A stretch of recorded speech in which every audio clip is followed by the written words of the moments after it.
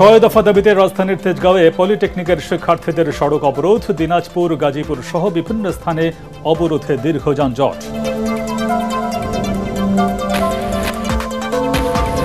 জুলাই সনদ বাস্তবায়নে অধ্যাদেশ, গণভোট সহ 4 পরামর্শ বিশেষজ্ঞদের চলতি মাসেই দলগুলোকে ঐকমত্যে পৌঁছানোর আহ্বান আলী রিয়াজের।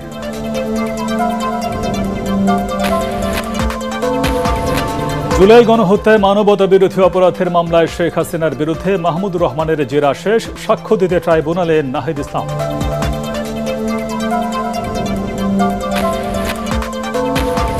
জমে উঠেছে রাকসু নির্বাচনের প্রচারণা, ক্যাম্পাস জুড়ে ভোটের আমেজ। একদিন বাড়ল চাকসুতে মনোনয়নপত্র সংগ্রহ ও দাখিলের সময়।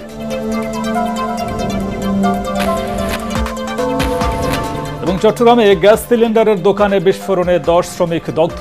চট্টগ্রাম মেডিকেলের বার্ন ইউনিটে ভর্তি অধিকাংশের অবস্থা আশঙ্কাজনক।